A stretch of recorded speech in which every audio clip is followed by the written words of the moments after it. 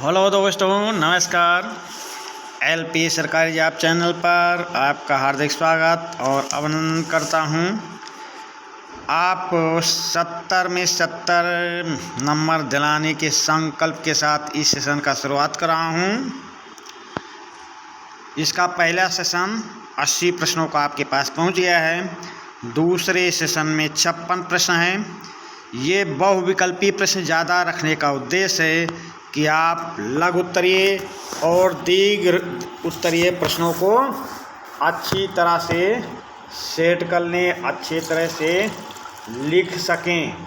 इन बहुविकल्पीय प्रश्नों की तैयारी जितनी मजबूत होगी उतनी ही अच्छी तरह से आप लघु उत्तरीय और दीर्घ उत्तरीय प्रश्नों की व्याख्या कर पाएंगे। तो उद्देश्य है कि बहुविकल्पीय प्रश्नों के जरिए ही आप लघु उत्तरीय और दीर्घ उत्तरीय प्रश्नों की अच्छी तरह व्याख्या करें। तो पहला सेशन 80 प्रश्नों का गया। ये दूसरा सेशन 56 प्रश्नों का है। तो दूसरे सेशन का पहला प्रश्न यानी प्रश्न नंबर 81, गांधी जी ने दांडी यात्रा क्यों की?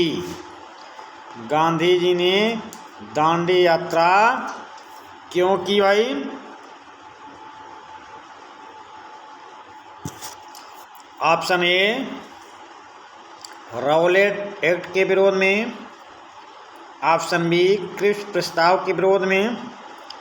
ऑप्शन सी, उत्तरदायी शासन की स्थापना हेतु। ऑप्शन डी, नमक कानून तोड़ने हेतु। प्रश्न नंबर 81 का ऑप्शन देखे वहीं।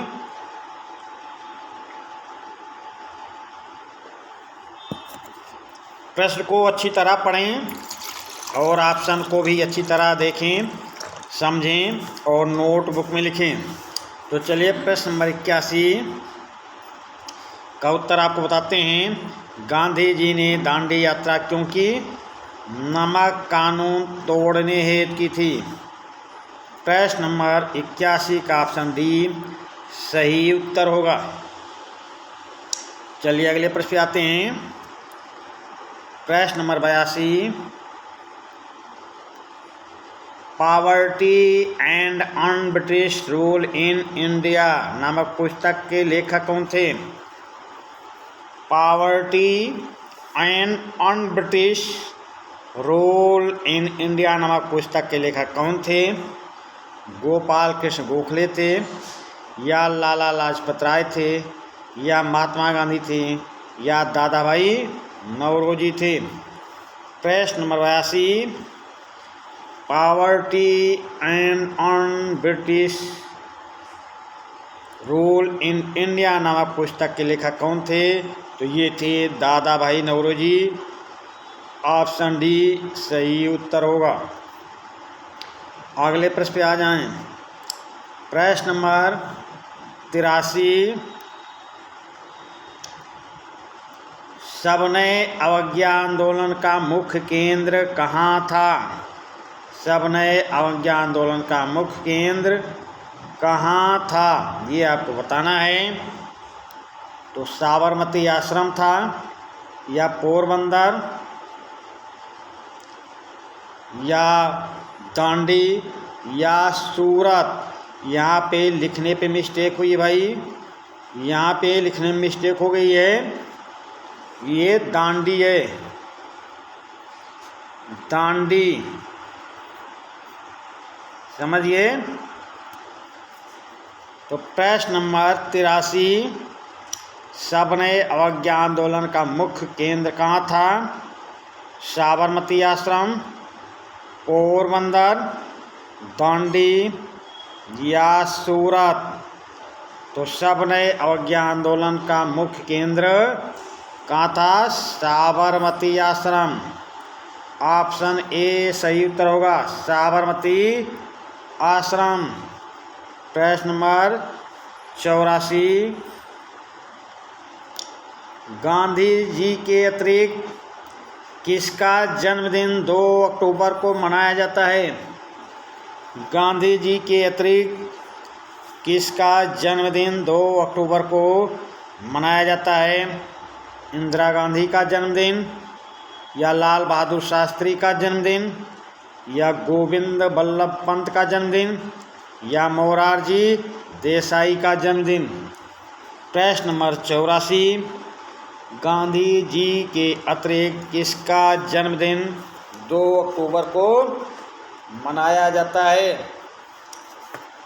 तो प्रश्न नंबर 84 का ऑप्शन बी सही उत्तर होगा, लाल बहादुर शास्त्री का जन्मदिन। प्रश्न नंबर 84 का ऑप्शन बी सही उत्तर होगा। अगले प्रश्न पे चलते हैं। प्रश्न नंबर 85, गांधी इरविन समझौता कब हुआ था? गांधी इरविन समझौता कब हुआ था? 1932 में हुआ या 1923 में हुआ या 1931 में हुआ या 1928 में? गांधी इरविन समझौता कब हुआ था? प्रश्न नंबर 85, गांधी इरविन समझौता कब हुआ?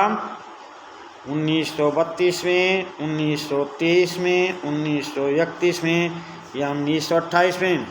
तो गांधी इरविन समझौता होता है ऑप्शन सी सही है, 1931 में। चलिए अगले प्रश्न पे चलते हैं। प्रश्न नंबर 86, भारतीय राष्ट्रीय आंदोलन के इतिहास में गांधी युग के नाम से कौन सा समय जाना जाता है? भारतीय राष्ट्रीय आंदोलन के इतिहास में गांधी युग के नाम से कौन सा समय जाना जाता है? 1905 से 1919 तक या 1919 से 1947 तक या 1885 से 1905 तक या 1857 से 1885 तक।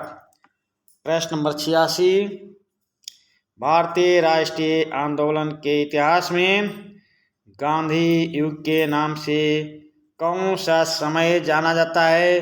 तो महात्मा गांधी का पदार्पण भारत में होता है 1915 में, तो यानी 1915 के बाद। तो ऑप्शन आप समझ गए होंगे, गांधी युग के नाम से जाना जाता है ऑप्शन बी 1919 से 1947 तक।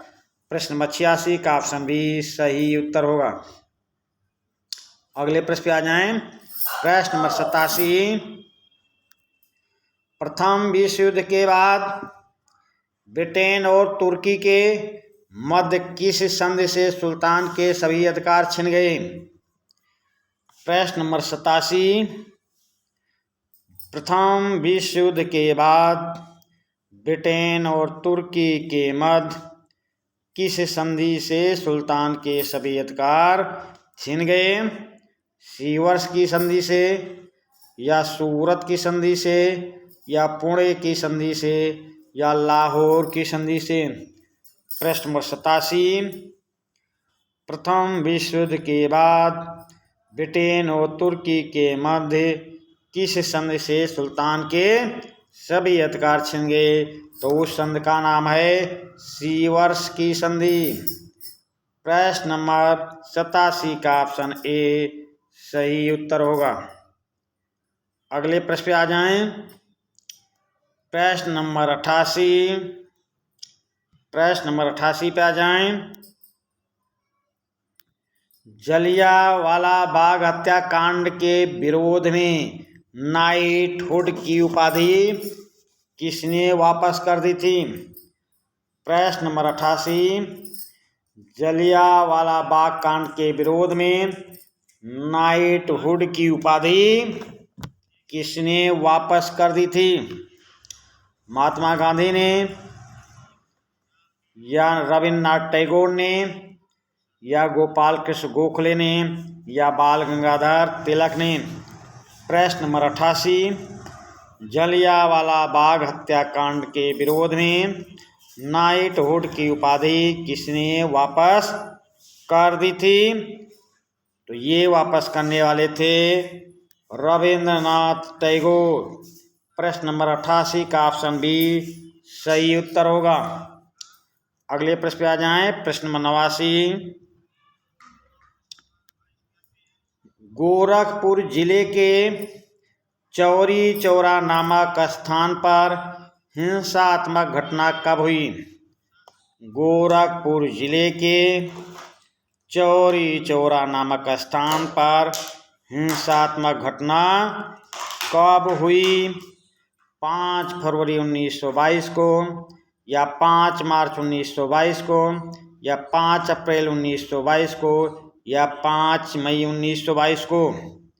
तो प्रश्न नंबर 89, गोरखपुर जिले के चौरी चौरा नामक स्थान पर हिंसात्मक घटना कब हुई? तो ये घटना हुई है 5 फरवरी 1922 को। प्रश्न नंबर 82, प्रश्न नंबर 89 का ऑप्शन ए सही उत्तर होगा। अगले प्रश्न पे आ जाएं। प्रश्न नंबर 90,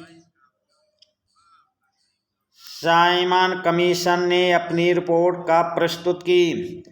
साइमन कमीशन ने अपनी रिपोर्ट कब प्रस्तुत की? 27 मई 1930 को, या 27 जून 1930 को, या 27 जुलाई 1930 को, या 27 अगस्त 1930 को। प्रश्न नंबर 90, साइमन कमीशन ने अपनी रिपोर्ट कब प्रस्तुत की? तो प्रश्न नंबर 90 का ऑप्शन बी सही उत्तर होगा, 27 जून 1920 को। अगले प्रश्न पे आ जाएं। प्रश्न नंबर 91, कृष्ण मिशन भारत कब पहुंचा?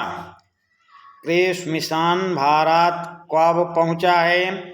23 मार्च 1942 को, या 23 अप्रैल 1942 को, या 30 मार्च 1943 को, या 23 अप्रैल 1943 को।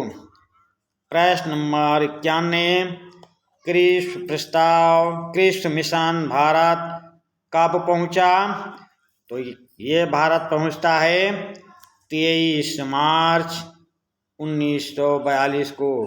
कृष्ण मिशन भारत 23 मार्च 1942 को पहुंचता है। प्रश्न नंबर 91 का ऑप्शन ए सही उत्तर होगा। प्रश्न नंबर 92,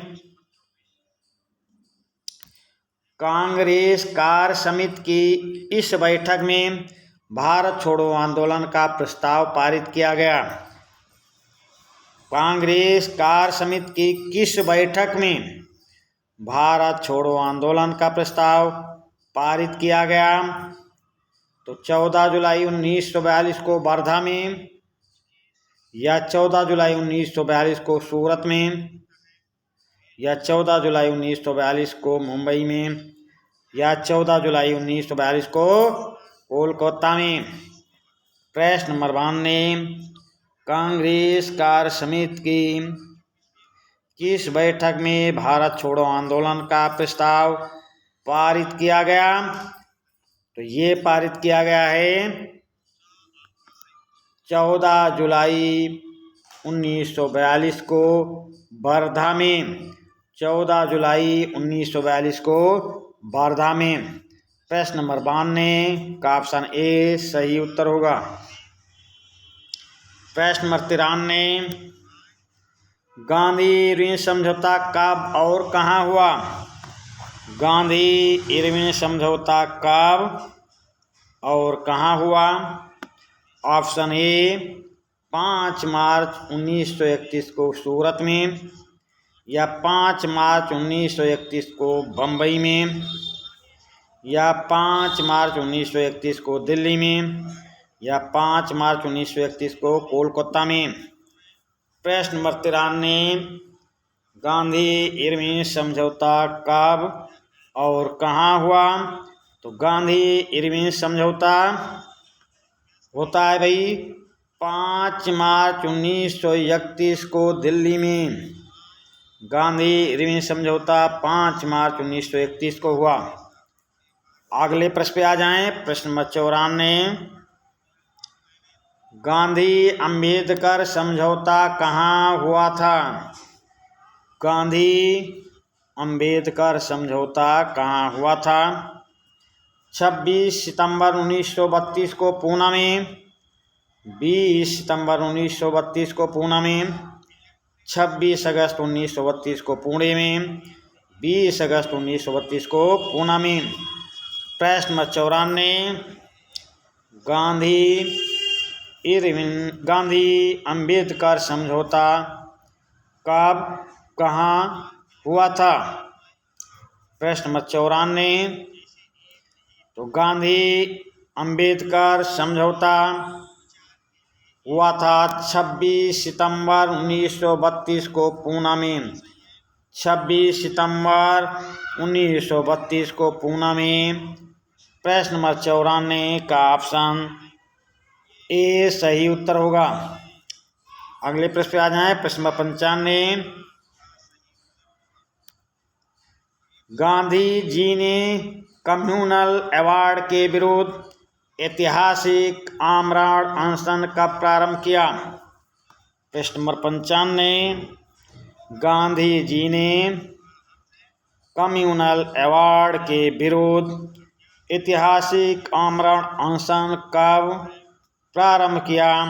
20 सितंबर 1931 को, या 20 सितंबर 1932 को, या 20 अगस्त 1932 को, या 20 अगस्त 1930 को। प्रश्न नंबर 95, गांधी जी ने कम्युनल अवार्ड के विरुद्ध ऐतिहासिक आमरण अनशन कब प्रारंभ किया? तो ये प्रारंभ किए थे 20 सितंबर 1932 को, 20 सितंबर 1932 को। चलिए अगले प्रश्न पे आ जाए। प्रश्न नंबर 96, सबने अवज्ञा आंदोलन में किन श्रमिक संगठनों ने भाग लिया था? सबने अवज्ञा आंदोलन में किन श्रमिक संगठनों ने भाग लिया था? 1923 में रेलवे कर्मचारियों ने, 1932 में गोदी कर्मचारियों ने, 1930 में छोटा नागपुर में ट्रेन कर्मचारियों ने, और या उपर्युक्त सभी लोगों ने। प्रश्न नंबर 96, सब नए अवज्ञा आंदोलन में किन श्रमिक संगठनों ने भाग लिया? तो किन श्रमिक संगठनों ने भाग लिया? तो प्रश्न नंबर 96 का ऑप्शन डी सही उत्तर होगा। 1930 में रेलवे कर्मचारियों ने भाग लिया, 1932 में गोदी कर्मचारियों ने भाग लिया, 1930 में छोटा नागपुर में ट्रेन कर्मचारियों ने भाग लिया। प्रश्न नंबर 97,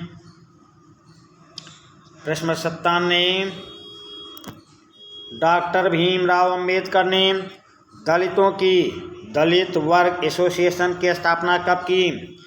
प्रश्न नंबर 97, डॉक्टर भीमराव अंबेडकर ने दलितों की दलित वर्ग एसोसिएशन की स्थापना कब की? 1930 में की, या 1931 में की, या 1932 में की, या 1933 में। प्रश्न नंबर 97, डॉक्टर भीमराव अंबेडकर ने दलितों की दलित वर्ग एसोसिएशन की स्थापना कब की? तो ये कब की थी भाई? 1930 में। प्रश्न नंबर 97 का ऑप्शन ए सही उत्तर होगा। अगले प्रश्न पे आ जाएं। प्रश्न नंबर 98 देख लें। प्रश्न नंबर 98 में सर्वदलीय बैठक का आयोजन कब किया गया?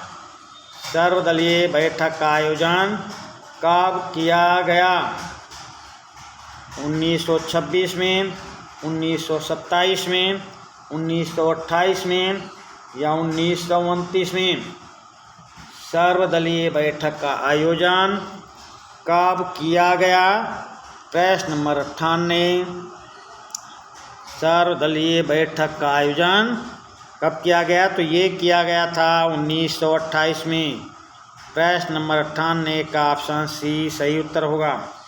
सर्वदलीय बैठक का आयोजन 1928 में किया गया। अगले प्रश्न पे आ जाएं। प्रश्न नंबर 99, गांधी जी ने असहयोग आंदोलन वापस लेने का निर्णय क्यों लिया? गांधी जी ने असहयोग आंदोलन वापस लेने का निर्णय क्यों लिया? ब्रिटिश सरकार का दबाव था, चित्तरंजन दास ने विरोध किया था, चौरी चौरा कांड हो गया था, काकोरी कांड हो गया था। प्रश्न नंबर 99, गांधी जी ने असहयोग आंदोलन वापस लेने का निर्णय क्यों लिया? तो उत्तर होगा चौरी चौरा कांड हो गया था। प्रश्न नंबर 99 का ऑप्शन सी सही उत्तर होगा। प्रश्न नंबर 100, प्रथम विश्व युद्ध कब से कब तक हुआ? प्रथम विश्व युद्ध कब से कब तक हुआ? 1912 से 1915 तक, या 1913 से 1916 तक, या 1914 से 1917 तक, या 1914 से 1918 तक।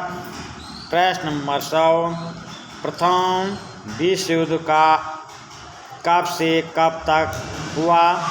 तो प्रथम विश्व युद्ध 1914 से 1918 तक हुआ। प्रश्न नंबर 100 का ऑप्शन डी सही उत्तर होगा। अगले प्रश्न पे आ जाएं। प्रश्न नंबर 111, लखनऊ समझौता कब हुआ? लखनऊ समझौता कब हुआ? 1915 में, 1916 में, 1928 में, या 1930 में। प्रश्न नंबर 101, लखनऊ समझौता कब हुआ? तो लखनऊ समझौता होता है भाई 1916 में। प्रश्न नंबर 101 का ऑप्शन बी सही होता है। लखनऊ समझौता 1916 में हुआ। प्रश्न नंबर 101 का ऑप्शन बी सही उत्तर होगा। प्रश्न नंबर 102, मुस्लिम लीग द्वारा पाकिस्तान की मांग कब की गई? मुस्लिम लीग द्वारा पाकिस्तान की मांग कब की गई? 1938 में, या 1940 में, या 1942 में, या 1946 में। प्रश्न नंबर 102, मुस्लिम लीग द्वारा पाकिस्तान की मांग कब की गई? तो प्रश्न नंबर 102 का ऑप्शन बी सही उत्तर होगा। मुस्लिम लीग द्वारा पाकिस्तान की मांग 1940 में की गई। प्रश्न नंबर 103, महात्मा गांधी ने असहयोग आंदोलन किस दिन वापस लिया? महात्मा गांधी ने असहयोग आंदोलन किस दिन वापस लिया?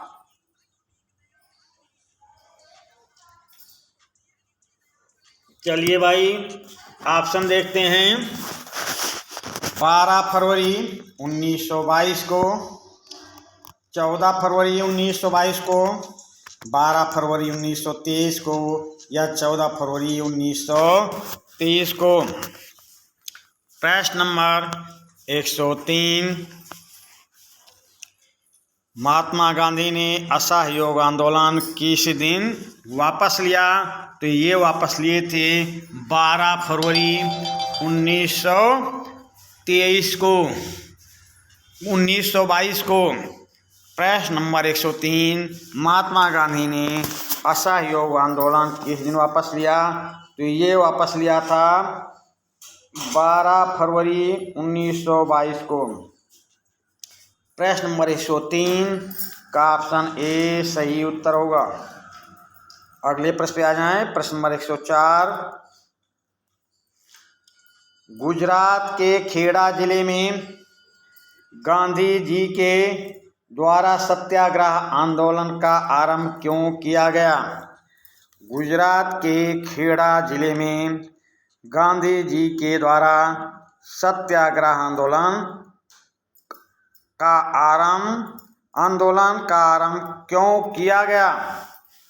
तो किसानों का लगान कम करने हेतु, किसानों को अधिक कर्ज दिलाने हेतु, किसानों को रियायत दिलाने हेतु या किसानों पर हो रहे अत्याचार के विरुद्ध। प्रश्न नंबर 104, गुजरात के खेड़ा जिले में गांधी जी के द्वारा सत्याग्रह आंदोलन का आरंभ क्यों किया गया? तो किसानों को लगान काम कराने हेतु, किसानों को लगान काम कराने हेतु। प्रश्न नंबर 105, दक्षिण अफ्रीका से भारत लौटने पर गांधी जी ने किस स्थान पर पहला सत्याग्रह आंदोलन का संचालन किया? प्रश्न नंबर 105, गांधी जी की दक्षिण अफ्रीका से भारत लौटने पर पहला सत्याग्रह आंदोलन कहाँ हुआ था? तो बिहार के चंपारण जिले में, या गुजरात के खेड़ा जिले में, या अहमदाबाद में मजदूरों के लिए, या उपयुक्त सभी स्थानों पर। प्रश्न नंबर 105, तो ये पहला आंदोलन हुआ था बिहार के चंपारण जिले में, बिहार के चंपारण जिले में। अगले प्रश्न पे आ जाएं। प्रश्न नंबर 106, राजनीतिक कैदियों को उन पर बिना मुकदमा चलाए 2 साल तक जेल में रखने का संबंध किससे है? प्रश्न नंबर 106, राजनीतिक कैदियों को उन पर बिना मुकदमा चलाए 2 साल तक जेल में रखने का संबंध किससे है? तो 1919 के अधिनियम से, या राउलेट एक्ट से, या साइमन कमीशन से, या पूना पैक्ट के द्वारा। प्रश्न नंबर 106, राजनीतिक कैदियों को उन पर बिना मुकदमा चलाए 2 साल तक जेल में रखे जाने का संबंध किससे है? तो ये रखे जाने का संबंध किससे भाई? राउलेट एक्ट से, राउलेट एक्ट से है इसका संबंध। चलिए अगले प्रश्न पे आ जाएं। प्रश्न नंबर 107, प्रश्न नंबर 107, 1920 में कांग्रेस के किस अधिवेशन में असहयोग आंदोलन करने का निर्णय लिया गया? प्रश्न नंबर 107, 1920 में कांग्रेस के किस अधिवेशन में असहयोग आंदोलन चलाने का निर्णय लिया गया? तो मुंबई अधिवेशन,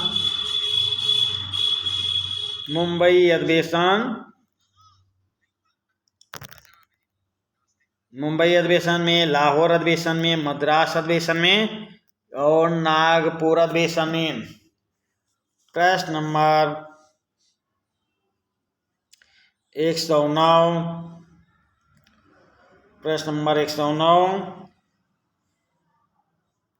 प्रश्न नंबर 107, प्रश्न नंबर 7, 1920 में कांग्रेस के किस अधिवेशन में असहयोग आंदोलन करने का निर्णय लिया गया? तो मुंबई अधिवेशन में, या लाहौर अधिवेशन में, या मद्रास अधिवेशन में, या नागपुर अधिवेशन में? प्रश्न नंबर 107। तो ये निर्णय लिया गया था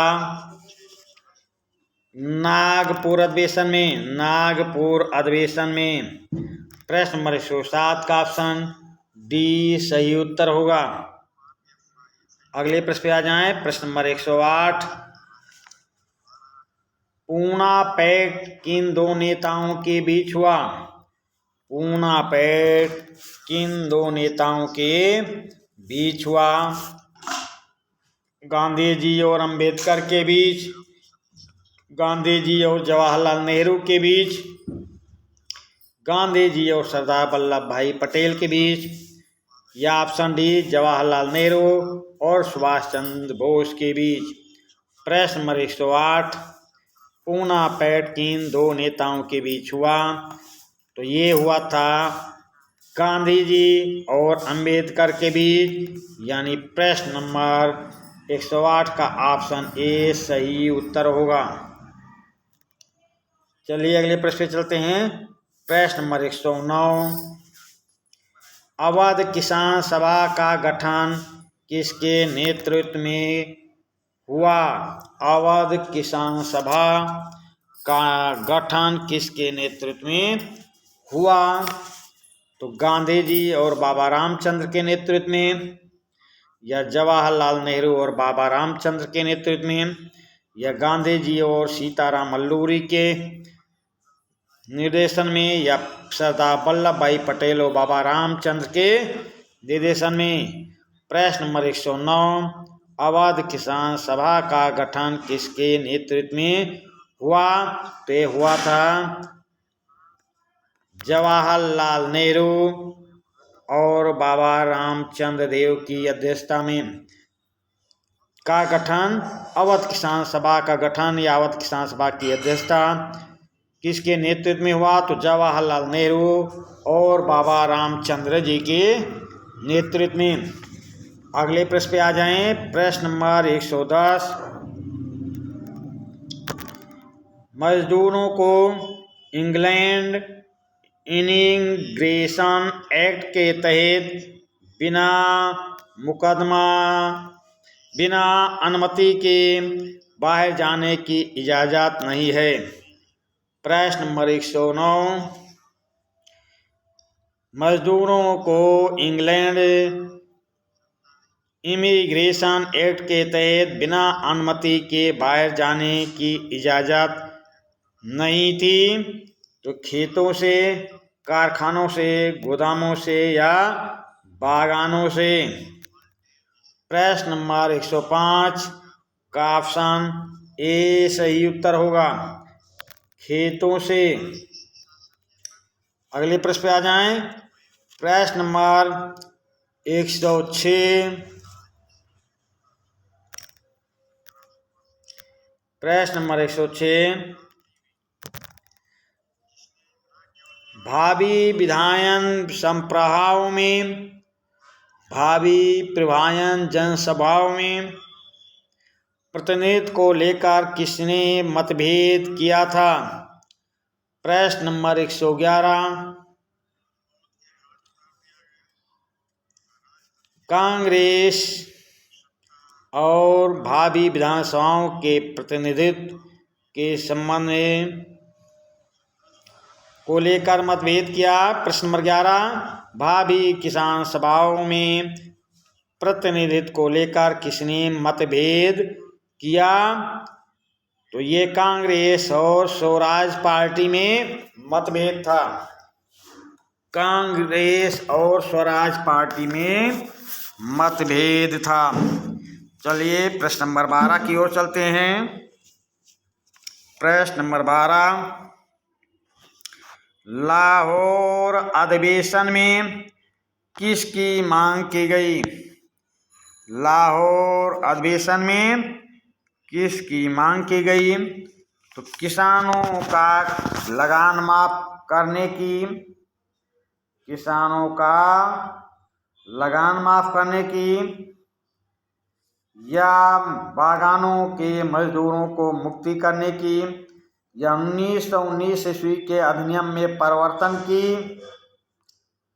या पूर्ण स्वराज की? तो प्रश्न नंबर 112 का ऑप्शन डी सही उत्तर होगा। पूर्ण स्वराज की, पूर्ण स्वराज की। अगले प्रश्न पे आ जाएं। प्रश्न नंबर 113। प्रश्न नंबर 113, भारत के लिए डोमिनियन स्टेट्स का ऐलान किसके द्वारा किया गया? प्रश्न नंबर 113, इंग्लैंड के भारत के लिए डोमिनियन स्टेट्स का ऐलान किसके द्वारा किया गया?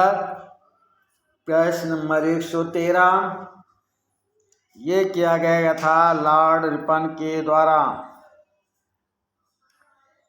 113, भारत के लिए डोमिनियन स्टेट्स का ऐलान किसके द्वारा किया गया?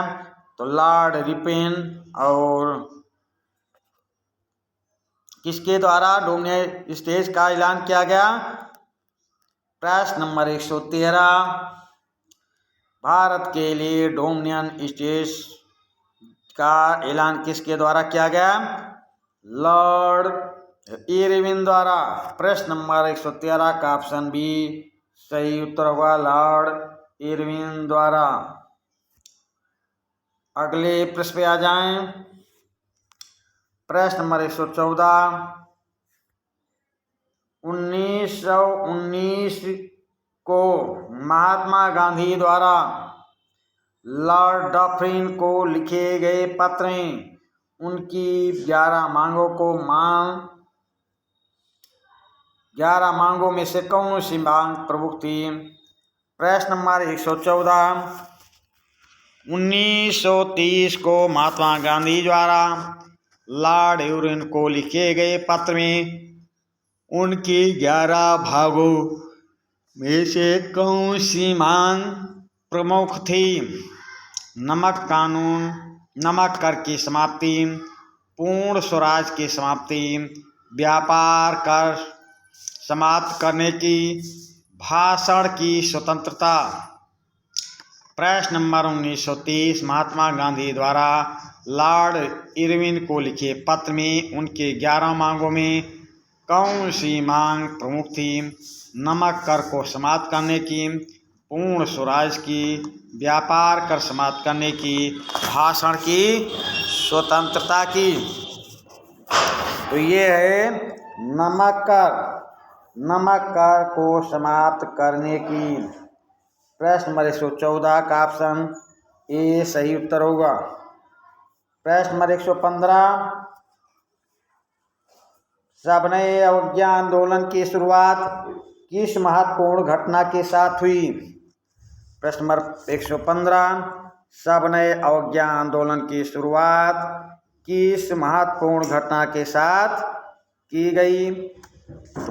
ऑप्शन है ऑप्शन ए राउलेट एक्ट की घोषणा के साथ, नमक कानून तोड़कर, साइमन कमीशन के आगमन द्वारा, जलियांवाला बाग हत्याकांड के तहत।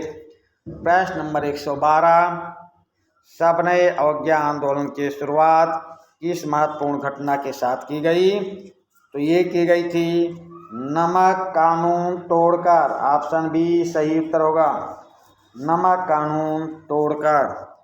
अगले प्रश्न पे आ जाएं। प्रश्न नंबर 115, प्रश्न नंबर 116। प्रश्न नंबर 116, अपनी प्रसिद्ध पुस्तक हिंद स्वराज में किसने लिखा था? भारत में ब्रिटिश शासन भारतीयों के सहयोग से ही स्थापित हुआ था और यह शासन इसी सहयोग के कारण चल रहा है। प्रश्न नंबर 116, अपनी प्रसिद्ध पुस्तक हिंद स्वराज में किसने लिखा था? भारत में ब्रिटिश शासन भारतीयों के सहयोग से स्थापित हुआ था और यह शासन इसी के सहयोग के कारण चल पा रहा। तो ये किसने कहा था भाई?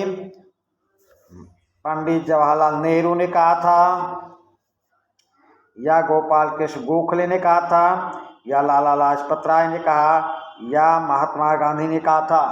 तो प्रश्न नंबर 116, ये कहने वाले व्यक्ति थे महात्मा गांधी। ऑप्शन डी सही उत्तर होगा। अगले प्रश्न पे आ जाएं। प्रश्न नंबर 115,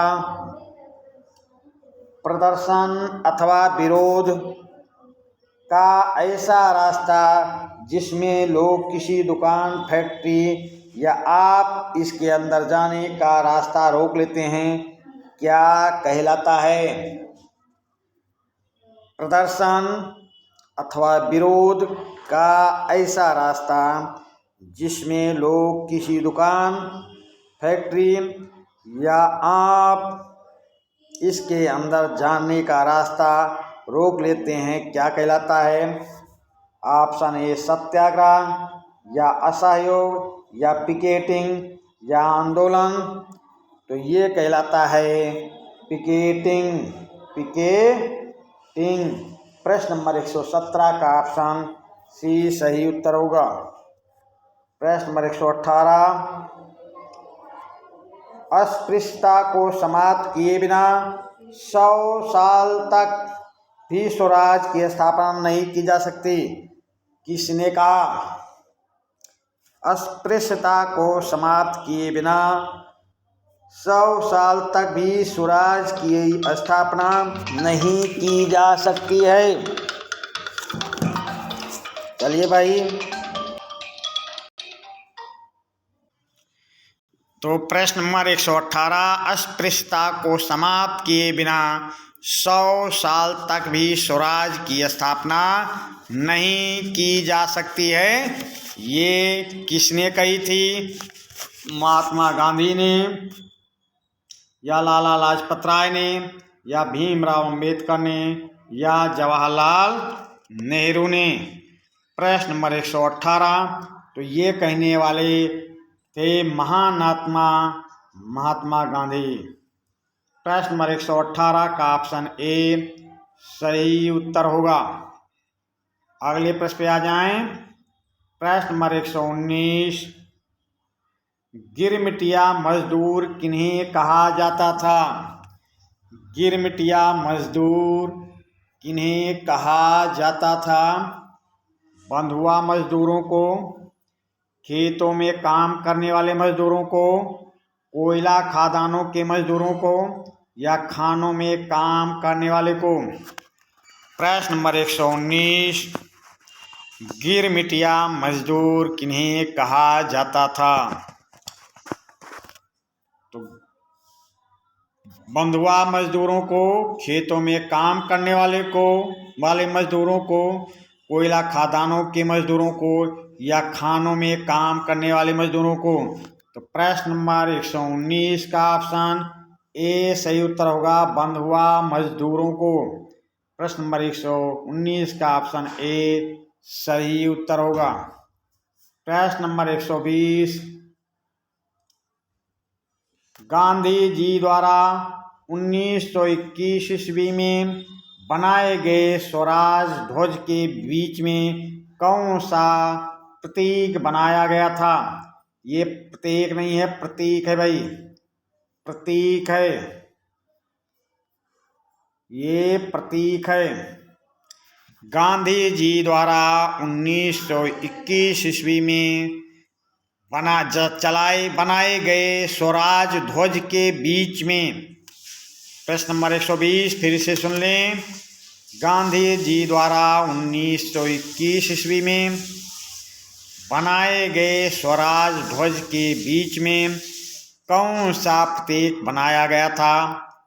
चक्र बनाया गया था, या शेर की आकृति बनाई गई थी, या भारत माता का चित्र बनाया गया था, या चरखा बनाया गया था? प्रश्न नंबर 120, गांधी जी द्वारा 1921 ईस्वी में बनाए गए स्वराज ध्वज के बीच में कौन सा प्रतीक बनाया गया था? तो ये बनाया गया था चरखा। ऑप्शन डी सही उत्तर होगा। प्रश्न नंबर 120 का ऑप्शन डी सही उत्तर होगा। प्रश्न नंबर 121, अवनींद्र नाथ टैगोर ने अपनी पेंटिंग में किसका चित्र बनाया था?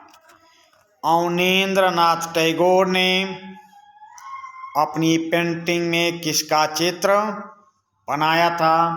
भारत माता का, भारत का, आंदोलनकारियों का या महात्मा गांधी का? प्रश्न नंबर 121, अवनींद्र नाथ टैगोर ने अपनी पेंटिंग में किसका चित्र बनाया था? तो अवनींद्र नाथ टैगोर ने अपनी पेंटिंग में भारत माता का चित्र बनाया था। भारत माता का चित्र बनाया था। अगले प्रश्न पे आ जाएं। प्रश्न नंबर 122, सविनय अवज्ञा आंदोलन में महात्मा गांधी ने नमक को अत्यधिक महत्व क्यों दिया? प्रश्न नंबर 122, सविनय अवज्ञा आंदोलन में महात्मा गांधी ने नमक को अत्यधिक महत्व क्यों दिया? नमक का प्रयोग अमीर गरीब सभी करते थे, या यह भोजन का अभिन्न हिस्सा था, या नमक तैयार करने पर सरकार का एक अधिकार था, या उपर्युक्त सभी?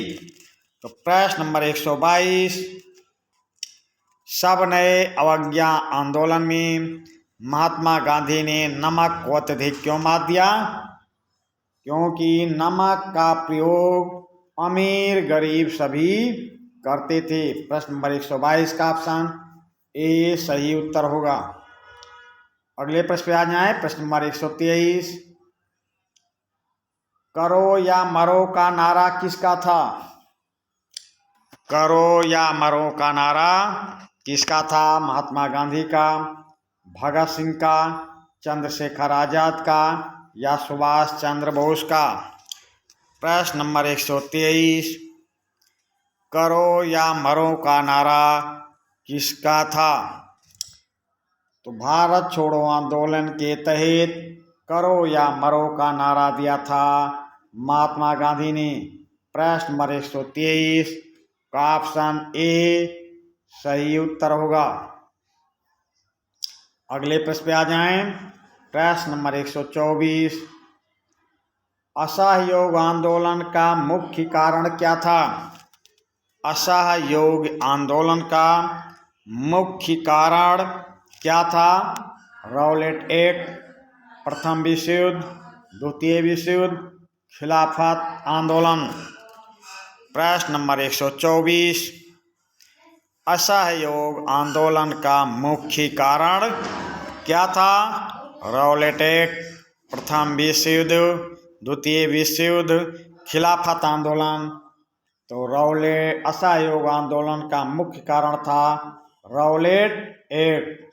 प्रश्न नंबर 124 का ऑप्शन ए सही उत्तर होगा। अगले प्रश्न पे आ जाएं। प्रश्न नंबर 125, महात्मा गांधी का जन्म कब और कहाँ हुआ? महात्मा गांधी का जन्म कब और कहाँ हुआ? 2 अक्टूबर 1869 को पोरबंदर में, 2 अक्टूबर 1869 को दांडी में, या 2 अक्टूबर 1869 को सूरत में, या 2 अक्टूबर 1869 को अहमदाबाद में? प्रश्न नंबर 125, महात्मा गांधी का जन्म कब और कहाँ हुआ? तो महात्मा गांधी का जन्म 2 अक्टूबर 1869 को पोरबंदर में हुआ था। 2 अक्टूबर 1869 को पोरबंदर में। अगले प्रश्न पे आ जाएं। प्रश्न नंबर 126, महात्मा गांधी के माता पिता का नाम क्या था?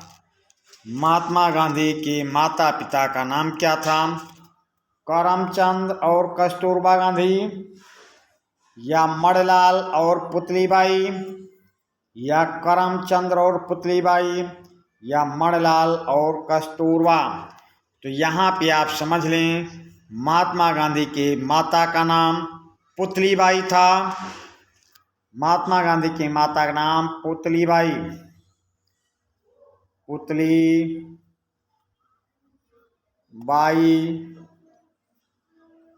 और महात्मा गांधी के पिता का नाम करमचंद था, करमचंद था। आप पुतलीबाई और करमचंद जिस ऑप्शन में हो वही ऑप्शन आपका सही उत्तर होगा। तो ये पुतलीबाई और करमचंद ये ऑप्शन सी में है, ऑप्शन सी में। तो प्रश्न नंबर 126 का ऑप्शन सी सही उत्तर होगा, क्योंकि कस्तूरबा गांधी महात्मा गांधी की पत्नी थी, मणिलाल महात्मा गांधी के बेटे थे। तो प्रश्न नंबर 126 का ऑप्शन सी सही उत्तर होगा। प्रश्न नंबर 127, जवाहरलाल नेहरू का जन्म कब और कहाँ हुआ था? जवाहरलाल नेहरू का जन्म कब और कहाँ हुआ? तो 14 नवंबर 1889 को इलाहाबाद में, या 14 नवंबर 1889 को दिल्ली में, या 14 नवंबर 1889 को कश्मीर में, या 14 नवंबर 1889 को गुजरात में। तो इस प्रश्न में ये ध्यान देने वाली बात है कि 14 नवंबर चारों ऑप्शन में है। तो ये तो तय हो गया कि महात्मा गांधी की जन्म तारीख 14 नवंबर है। अब दूसरा देखें, प्रश्न में ही सभी में 1889 है, तो इसका मतलब 14 नवंबर 1889 ही तारीख थी, यही सन था। अब ये पता लगाना है कि महात्मा गांधी पंडित जवाहरलाल नेहरू का जन्म कहाँ हुआ? तो ये हुआ था इलाहाबाद में। तो आपका उत्तर होगा 14 नवंबर 1889 को इलाहाबाद में। प्रश्न नंबर 127 का ऑप्शन ए सही उत्तर होगा। प्रश्न नंबर 128, जवाहरलाल नेहरू के माता पिता का नाम क्या था? जवाहरलाल नेहरू के माता पिता का नाम तो मोतीलाल नेहरू और स्वरूप रानी, या मोतीलाल नेहरू और पुतलीबाई, या करमचंद गांधी और पुतलीबाई, या गंगाधर नेहरू और स्वरूप रानी। तो यहाँ आप ये समझ लें, जवाहरलाल नेहरू के पिताजी का नाम था मोतीलाल नेहरू, मोतीलाल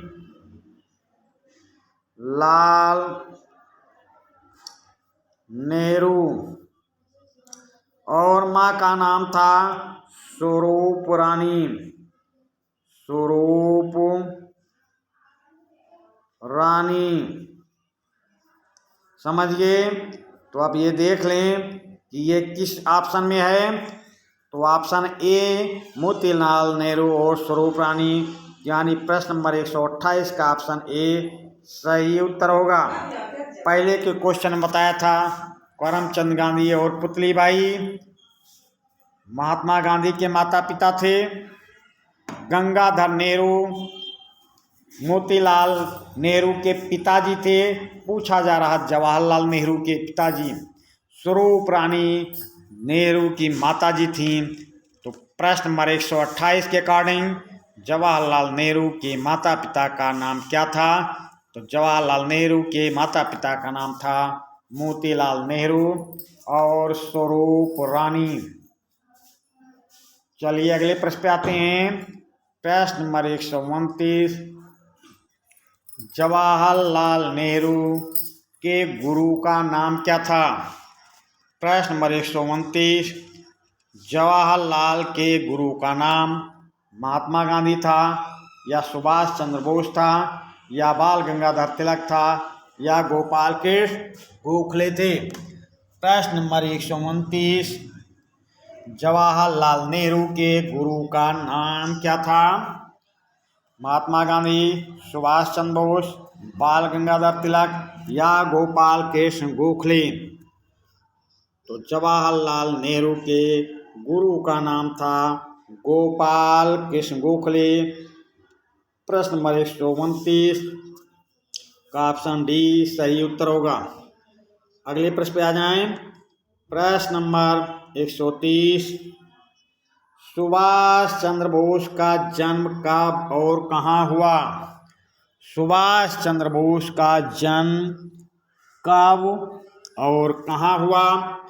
तो 23 जनवरी 1897 को उड़ीसा के कटक में, या 23 जनवरी 1897 को गुजरात के सूरत में, या 23 जनवरी 1897 को बिहार के पटना में, या 23 जनवरी 1897 को यूपी के इलाहाबाद में। प्रश्न नंबर 130, सुभाष चंद्र बोस का जन्म कब और कहाँ हुआ? तो सुभाष चंद्र बोस का जन्म 23 जनवरी 1897 को उड़ीसा के कटक में हुआ था। प्रश्न नंबर 130 का ऑप्शन ए सही उत्तर होगा। अगले प्रश्न पे आ जाएं।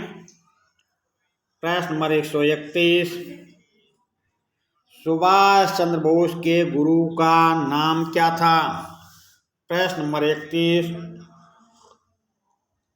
सुभाष चंद्र बोस के गुरु का नाम क्या था? गोपाल कृष्ण गोखले, चित्तरंजन दास, महादेव गोविंद रानडे या महात्मा गांधी?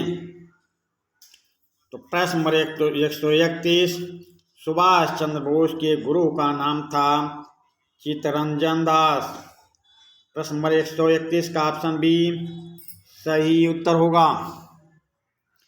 अगले प्रश्न पे आ जाएं। प्रश्न नंबर 132, सुभाष चंद्र बोस के माता और पिता का नाम क्या था? सुभाष चंद्र बोस के माता और पिता का नाम क्या था?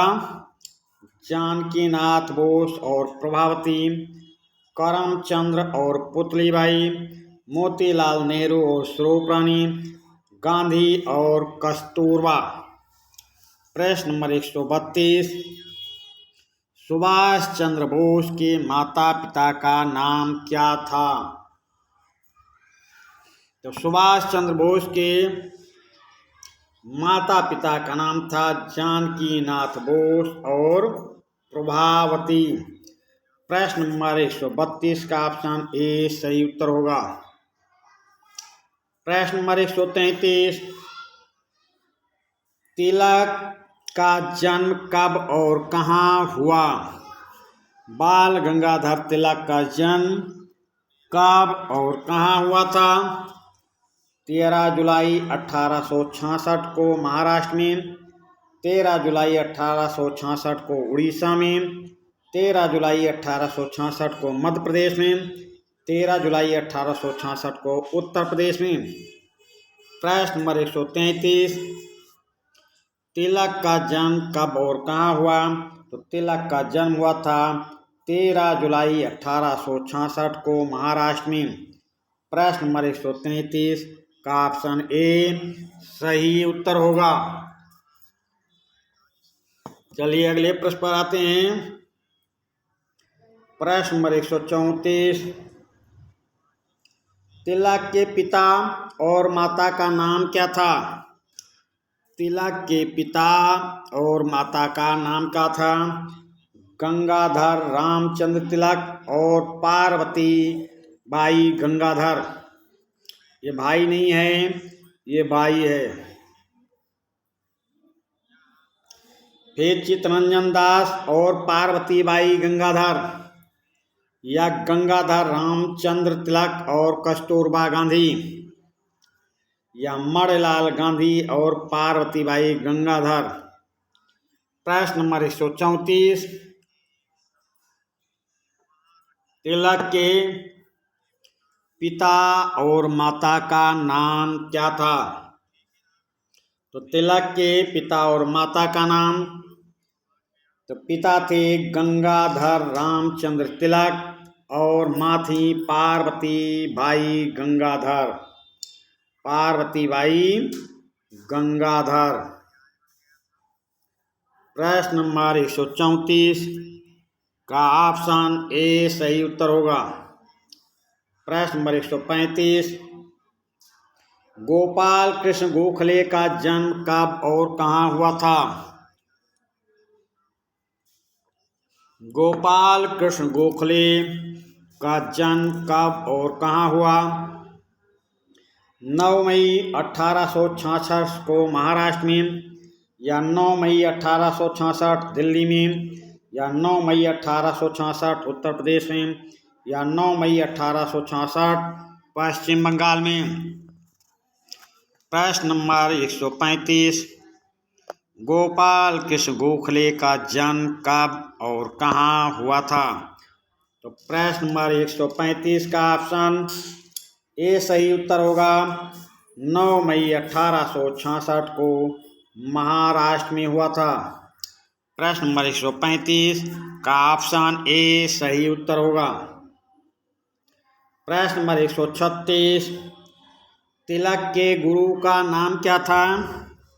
तिलक के गुरु का नाम क्या था?